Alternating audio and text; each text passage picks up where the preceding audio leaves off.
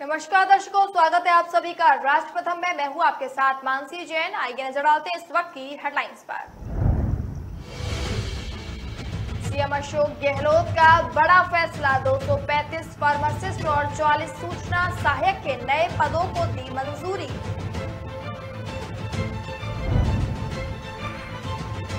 BJP विधायकों ने प्रश्न पूछने के अधिकार के हनन का आरोप लगाकर सदन में किया हंगामा, दिया धरना। राजस्थान की नदियों नालों में आ रहा है गंदा पानी, सीएम गहलोत ने पंजाब के सीएम को लिखा लेटर।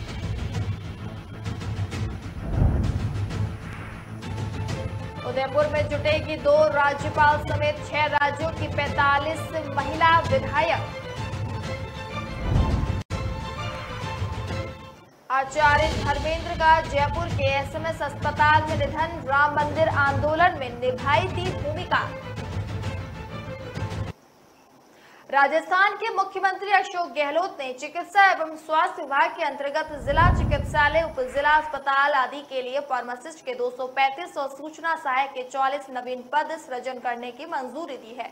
इसमें जिला मुख्यालय पर स्थापित जिला अस्पतालों में फार्मासिस्ट के 72 पद, मुख्यालय के अलावा जिला अस्पतालों में 75 पद, उप जिला अस्पतालों में 88 पद, जिला कुल सहित 235 पद शामिल हैं। सूचना सहायक के लिए जिला अस्पतालों में 6 पद तथा उप जिला अस्पतालों में 38 पद सहित 44 पदों को सृजन किया गया है। गौरतलब है कि मुख्यमंत्री निःशुल्क दवा योजना के कारण ओपीडी, आईपीडी में वृद्धि होने, निरोगी राजस्थान योजना के अंतर्गत अतिरिक्त दवाएं जोड़ने, निःशुल्क दवा केंद्रों के सुचारू संचालन एवं दवाओं की ऑनलाइन मॉनिटरिंग के दृष्टिगत अतिरिक्त पदों की आवश्यकता थी। अब मुख्यमंत्री की इस स्वीकृति से निःशुल्क दवा केंद्रों के सुचारू संचालन एवं दवाओं को ऑनलाइन मॉनिटरिंग सुनिश्चित की जा सकेगी। मुख्यमंत्री अशोक गहलोत ने जोधपुर के 5 ब्लॉक में ब्लॉक मुख्य चिकित्सा अधिकारी कार्यालय खोलने और उनमें 30 नवीन पद स्वीकृत करने की अनुमति दी है। जिले के पीपाड़ शहर, लोहावट, ढेंचू, सिंखाला एवं बापीनी में ये कार्यालय संचालित होंगे। प्रत्येक में एक ब्लॉक का मुख्य चिकित्सा अधिकारी, सहायक लेखा अधिकारी द्वितीय, वरिष्ठ सहायक, कनिष्ठ सहायक, संगणक, चतुर्थ श्रेणी कर्मचारी एवं मशीन विदमैन के पद पर स्वीकृत किए गए हैं। राजस्थान विधानसभा के 7वें सत्र की बैठक सोमवार से शुरू हो गई है, जहां मुख्य विपक्षी दल भारतीय जनता पार्टी के विधायकों ने सत्र के दौरान प्रश्न पूछने के अपने अधिकार के हनन का आरोप लगाते हुए हंगामा किया।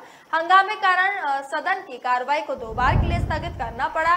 बीजेपी विधायकों ने कहा कि सदन के 7वें सत्र की बैठक 28 मार्च को अनिश्चितकालीन के लिए स्थगित की गई और राज्य सरकार ने नया सत्र बुलाने के बजाय उसी सत्र को आगे बढ़ा दिया और इसे 19 सितंबर से फिर से शुरू कर दिया। नेता प्रतिपक्ष गुलाब चंद कटियारा ने कहा कि विधानसभा का सत्र निरंतर कर देने से विधायकों का प्रश्न पूछने का कोटा समाप्त हो गया और ये विधायकों के लोकतांत्रिक अधिकारों का हनन है। सदन के बैठते ही बीजेपी विधायक अपनी सीट पर खड़े हो गए और नारेबाजी शुरू कर दी। विधानसभा अध्यक्ष डॉक्टर सीपी जोशी ने उन्हें शांत करने की कोशिश की, लेकिन उन्होंने हंगामा जारी रखा। उन्होंने सदन को जारी रखे जाने को लेकर सरकार पर निशाना साधा। कटेरिया ने जब विधायकों के पूछने के अधिकारों को खत्म किए जाने की बात की तो कांग्रेस विधायक गोविंद सिंह डोटसरा उठकर बोलने लगे।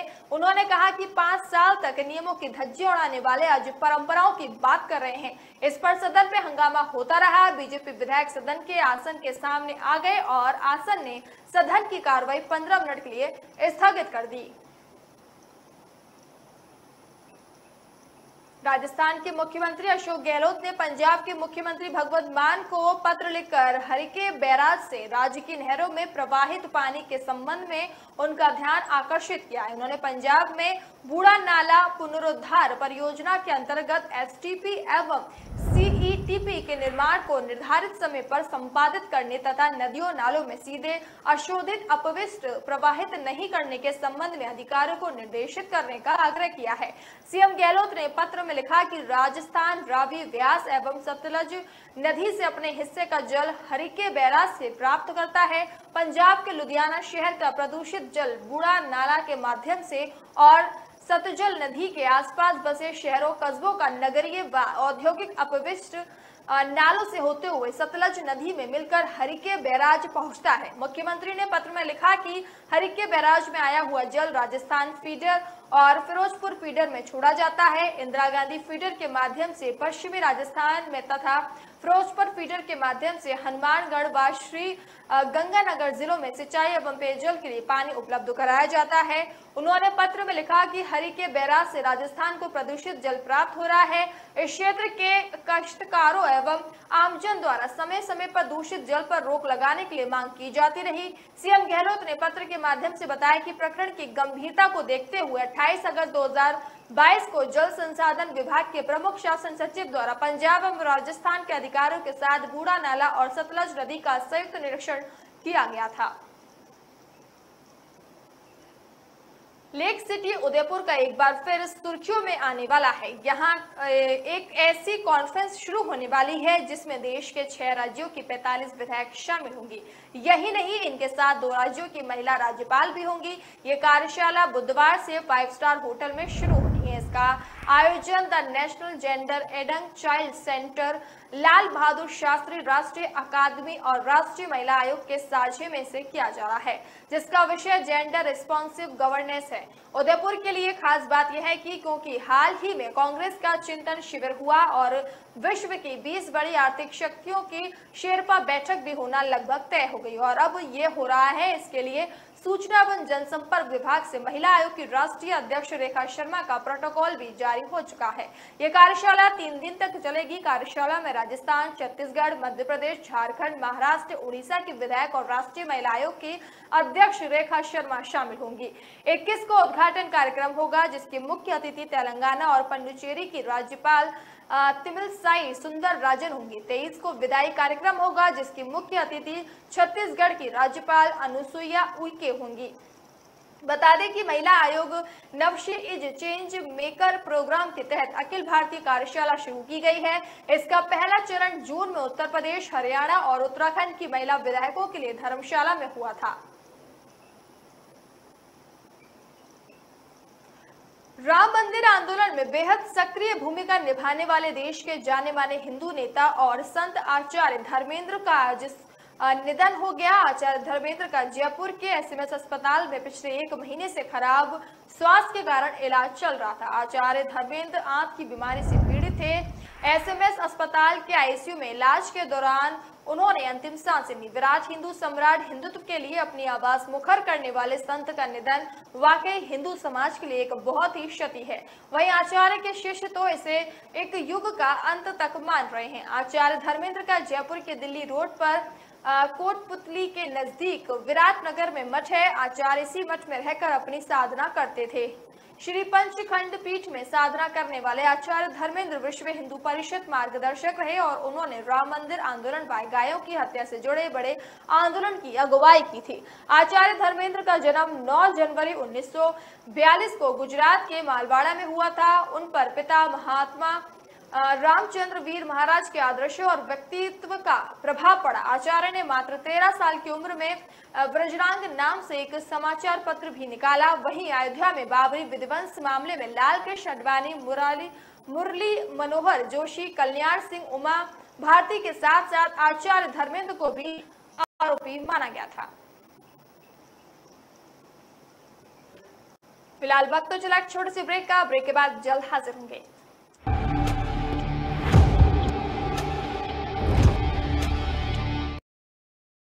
हमने ही काटा है ढोल उठाए जग सारा, जय मयूर की जंजीरों को हमने ही काटा है।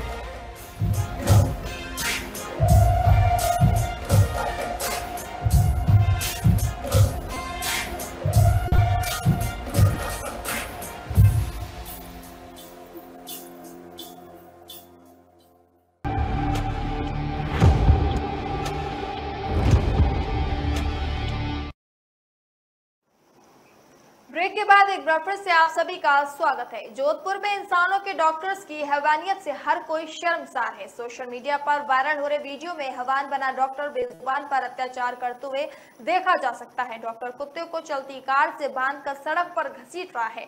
घटना शास्त्री नगर इलाके की बताई जा रही है। राहगीर बेजुबान के साथ अत्याचार को देखकर हैरत में पड़ गए। अत्याचार का शिकार हुए कुत्ते के घायल होने की बात सामने आ रही है। लोगों के विरोध पर मालिक को कार रोकनी पड़ी। बेजुबान जानवर को कार से खींचा गया था। वीडियो में कार के पीछे बंधा आवारा कुत्ता दिख रहा है।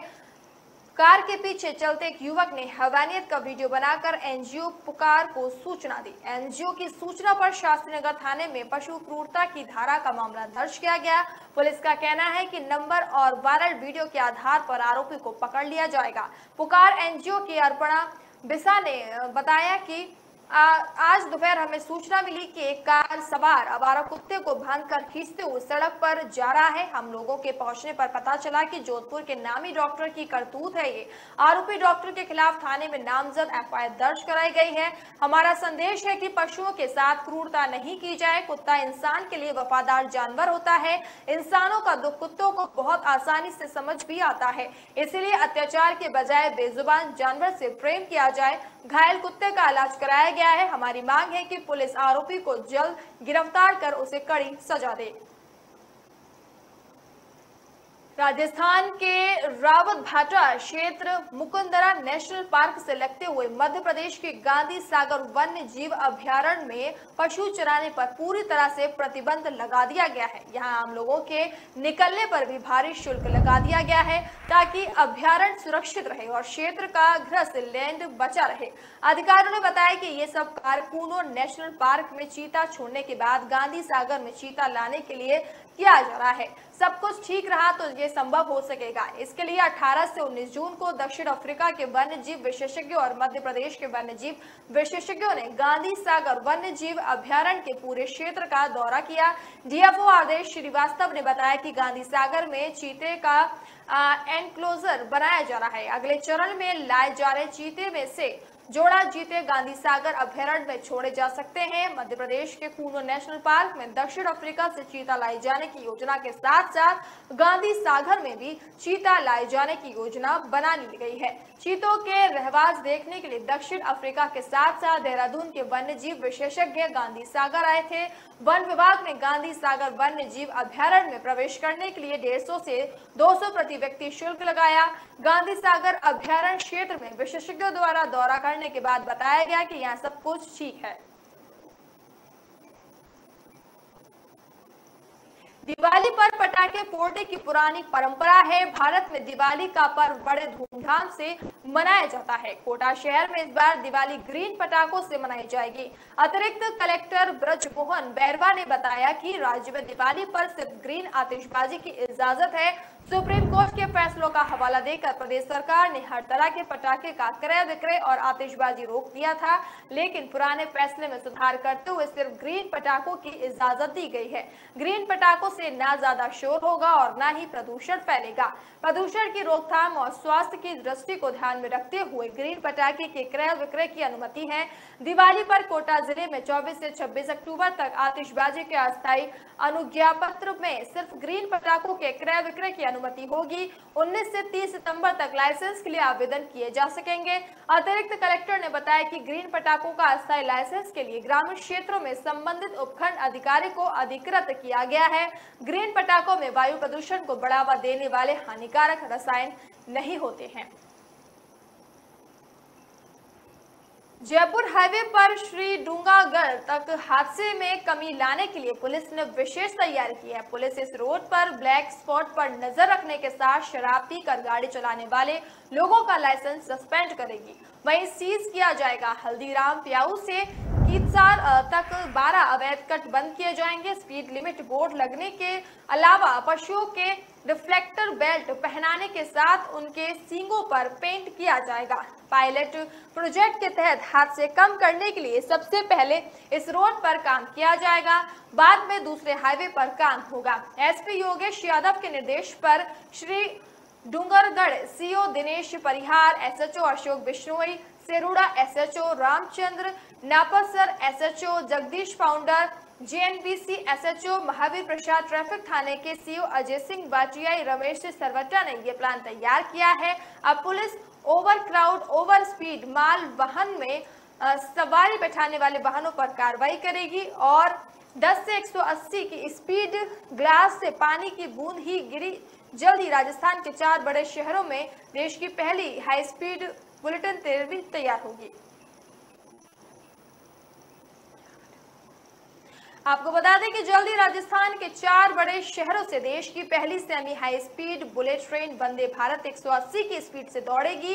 इतनी स्पीड होने के बावजूद ट्रेन के अंदर भरे ग्लास से पानी तक की एक बूंद तक नहीं छलकेगी, यानी झटके नहीं लगेंगे। ये ट्रेन जयपुर, जोधपुर, कोटा, उदयपुर शहरों से चलेगी। ये दिल्ली तक चलेगी। अपनी स्पीड के कारण ये पैसेंजर का कीमती टाइम भी बचाएगी। जयपुर से दिल्ली पहुंचने में अभी 4 से 4.5 घंटे से भी ज्यादा टाइम लगता है। इस ट्रेन से ये सफर महज 1 घंटे 45 मिनट में पूरा हो जाएगा। फुली एयर कंडीशनर वाली ये ट्रेन आपको फ्लाइट जैसे महंगे सफर का फील करवाएगी। यूरोपियन स्टाइल में लगी लग्जरी सीटों को पैसेंजर किसी भी दिशा में घुमा सकेंगे। अपने सफर को रोमांचक बनाने के लिए पैसेंजर विंडो के बाहर का नजारा भी आसानी से देख सकेंगे। ट्रेन टिकट पर चाय, कॉफी से लेकर नाश्ता या डिनर भी मिलेगा। लग्जरी सुविधाओं से लैस इस ट्रेन का सफर कैसा रहने वाला है, ट्रेन की और क्या खूबियां होंगी, इसके बारे में ट्रेन आने के बाद ही पता चल पाएगा।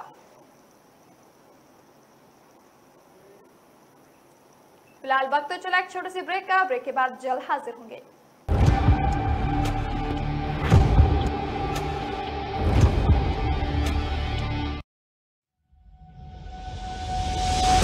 लहरों से डरकर नौका पार नहीं होती, कोशिश करने वालों की कभी हार नहीं होती।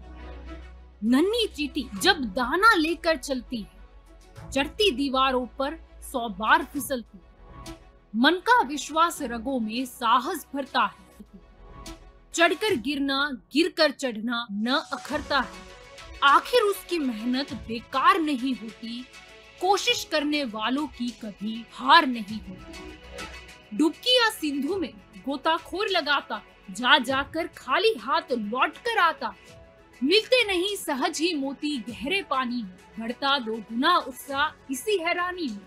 मुट्ठी उसकी खाली हर बार नहीं होती। कोशिश करने वालों की कभी हार नहीं होती। असफलता एक चुनौती है, इसे स्वीकार करो। क्या कमी रह गई देखो और सुधार करो। जब तक न सफल हो नींद चैन को त्यागो तो, संघर्ष का मैदान छोड़कर मत भागो तो। कुछ किए बिना ही जय जयकार नहीं होती। कोशिश करने वालों की कभी हार नहीं होती। कुछ नया करो।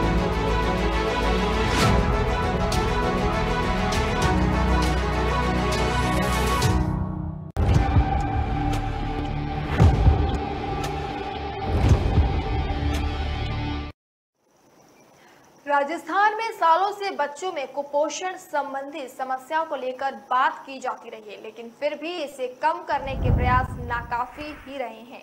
दौसा ने कुछ ऐसी शुरुआत की है जिससे गांव-गांव के बच्चों के खान पान की आदतों को बदला जा सकता है। उनके अभिभावकों को नियमित करने में मदद मिली है। इसी साल जनवरी में कलेक्टर के रूप में जिम्मेदारी संभालने के साथ ही कमर उल जमान चौधरी ने इस पर फोकस किया और पंचायतों में कुपोषण की स्क्रीनिंग शुरू करा दी। अब तक 286 में से 205 पंचायतों के 7 माह से 5 वर्ष तक के 67,677 बच्चों की जांच की गई है। इनमें 6,989 कुपोषित और 2,046 अति कुपोषित मिले। इसके बाद 3 विभागों को जोड़कर कलेक्टर कमर उल जमान ने गांव-गांव के परिवारों की फूड हैबिट्स बदलने का जिम्मा खुद ले लिया और प्रोजेक्ट भीम शुरू कर दिया। कलेक्टर कमर उल जमान ने बताया कि मैंने कलेक्ट्रेट के रूप में ज्वाइन करने के कुछ दिन बाद रात्रि चौपाल के लिए गाँव में गया। वहाँ कुछ बच्चे काफी कमजोर से और उनके बाल कुछ भूरे थे। शक हुआ तो अफसरों से 2 पंचायतों के बच्चों की जांच को कहा गया। दोनों पंचायतों में 50 से 60 बच्चे कुपोषित व 10 से 12 बच्चे अति कुपोषित निकले, जो डराने वाला आंकड़ा था। फिर सभी पंचायतों को टारगेट किया गया। कलेक्टर जमान ने बताया कि जांच तो हो ही रही है, लेकिन अब स्थितियां बदलनी थी। राज्य में नमक का सर्वाधिक उत्पादन नावा में होता है। अंग्रेजों ने यहाँ सांभर झील के किनारे रेलवे लाइन और सांभर सॉल्ट कंपनी द्वारा सांभर में नमक का उत्पादन शुरू हुआ। यहाँ जो नमक बनता है वे प्राकृतिक रूप से तैयार होता है। उद्यमी जमीन पर क्यार व कंटासर बनाते हैं। बोरवेल के पानी से कंटासर में डाला जाता है। इसके बाद पानी को एक कंटासर से दूसरे और फिर तीसरे में से इस तरह कई कंटासर में घुमाया जाता है। इससे पानी का खारापन बढ़ जाता है और पानी को लगभग 25 डिग्री तक खारा किया जाता है। फिर यह पानी क्योरियों में डाला जाता है। तेज धूप के कारण पानी धीरे धीरे नमक के रूप में बदलता रहता है। फिर ट्रैक्टरों के माध्यम से नमक प्लांट व रिफाइनरी तक पहुंचाया जाता है। इस बार झील में हर बार से 1.5 गुना तक पानी ज्यादा आया है, इसीलिए नमक उत्पादन भी 15% ज्यादा होगा। नावा में हमेशा 25 मीट्रिक टन उत्पादन होता है, जो इस बार 30 मीट्रिक टन तक हो सकेगा। सांभर झील समुद्र तल से 1200 फीट तक की ऊंचाई पर है। भरे रहने पर इसका क्षेत्रफल 90 वर्ग मील में फैला हुआ है। सांभर झील में 3 नदियां आकर गिरती हैं। विशेषज्ञों का अनुमान है कि इस नमक का स्रोत अरावली के शिष्ट और नाइस के गतों में भरा हुआ गाद है। इस गाद में घुलने वाला सोडियम बारिश के पानी में घुसकर नदियों के रास्ते झील में आता है और नमक के रूप में बदल जाता है। जयपुर के नीरज शर्मा ने करोड़ों लोगों के सोशल मीडिया अकाउंट्स को हैक होने से बचा लिया। असल में नीरज शर्मा ने इंस्टाग्राम में एक बग ढूंढ निकाला था। उस बग के चलते किसी भी यूजर के अकाउंट में बिना लॉगिन और पासवर्ड के थंबनेल बदला जा सकता है। जब इंस्टाग्राम और फेसबुक को उनकी इस गलती का पता चला तो उन्होंने नीरज को अप्रिशिएट किया। यही नहीं, नीरज को इस काम के लिए 41 लाख रुपए का इनाम भी दिया। ऐसे में भास्कर ने उनसे बातचीत की। 20 साल की उम्र के नीरज शर्मा जयपुर के सांगानेर इलाके में रहते हैं। नीरज के पिता पेशे से बिजनेसमैन हैं, वहीं उनकी मां सरकारी टीचर और बहन पटवारी है। ऐसे में नीरज के परिवार वाले चाहते थे कि नीरज भी सरकारी नौकरी करे, इसीलिए 12th के बाद फर्स्ट ईयर में बीएससी में एडमिशन दिलवाया। लेकिन नीरज टेक्नोलॉजी फील्ड में जाना चाहते थे, इसीलिए उन्होंने फर्स्ट ईयर ड्रॉप किया और फिर से बीसीए में एडमिशन लिया। फिलहाल नीरज जयपुर के पुदहार इंटरनेशनल कॉलेज में 2nd ईयर के स्टूडेंट हैं। प्रदेश में बढ़ रही मासूम बच्चियों से हवानियत की घटनाओं की रोकथाम के लिए बूंदी पुलिस मिशन सुरक्षित बचपन कर मंगलवार से आगाज कर दिया है। पुलिस ने बूंदी जिले के ऐसे गांव चिन्हित किए जहां ऐसे अपराध ज्यादा हो रहे हैं। पुलिस रिकॉर्ड में सामने आया कि 90% अपराधों में पीड़िता के रिश्तेदार और जानकार ही शामिल हैं। 88% बालिकाओं से अश्लीलता व दुष्कर्म का काम होता है, तो 12% बालक भी अपराध का शिकार हुए हैं। 13 से 18 वर्ष तक की उम्र की बेटियों के 90% मामले सामने आए हैं। इन अपराधों पर अंकुश लगाने के लिए पुलिस ने 19 पंचायतों में चौपाल लगाएगी। स्कूलों में पॉक्सो और जेजे एक्ट का पाठ पढ़ाएगी। प्रदेश में बूंदी पुलिस पहली बार इस तरह का नवाचार कर रही है। इसके बाद सरकार इसे दूसरे जिलों में भी लागू कर सकती है। बूंदी पुलिस द्वारा चलाए गए ऑपरेशन समानता मिशन भी प्रदेश भर में लागू किया गया था। भास्कर ने पॉक्सो एक्ट के मामलों की पड़ताल की तो कई चौंकाने वाली बात भी सामने आई है। राजस्थान लोक सेवा आयोग की ओर से राजस्थान राज्य एवं अधीनस्थ सेवाएं संयुक्त भर्ती परीक्षा 2021 के तहत मुख्य परीक्षा में सफल अभ्यर्थियों को ऑनलाइन डिटेल आवेदन पत्र एवं सेवा प्राथमिकता क्रम भरना होगा। आयोग की वेबसाइट पर सेवावर पदक्रम तथा विस्तृत दिशा निर्देश जारी किए जा चुके हैं। ऑफलाइन भरे गए आवेदन व सेवा प्राथमिकता क्रम को स्वीकार नहीं किया जाएगा। आयोग सचिव HL अटल के अनुसार 19 सितंबर से 3 अक्टूबर 2022 की रात्रि 12 बजे तक ऑनलाइन विस्तृत आवेदन पत्र एवं सेवा प्राथमिकता क्रम भरने का लिंक उपलब्ध रहेगा। निर्धारित समय के बाद इसके लिए कोई अवसर नहीं दिया जाएगा। मुख्य परीक्षा परिणाम में उत्तीर्ण अभ्यर्थियों द्वारा उनकी SSO ID में रिक्रूटमेंट पोर्टल का चयन कर मान्य रिक्रूट के अंतर्गत उपलब्ध डिटेल्स फॉर्म कम स्क्रूटनी लिंक के माध्यम से विस्तृत आवेदन पत्र व सेवा प्राथमिकता क्रम भरे जा सकेंगे। विस्तृत आवेदन पत्र एवं सेवा प्राथमिकता क्रम ऑनलाइन भरने के उपरांत ही साक्षात्कार में प्रवेश दिया जाएगा। सचिव अटल ने कहा कि अभ्यर्थी द्वारा विस्तृत आवेदन पत्र एवं सेवा प्राथमिक प्रपत्र फाइनल सबमिट किए जाने के बाद कोई संशोधन स्वीकृत नहीं होगा तथा इसके लिए अन्य कोई अवसर भी देय नहीं होगा। फिलहाल इस बुलेटिन में इतना ही। अब मुझे दीजिए इजाजत। नमस्कार।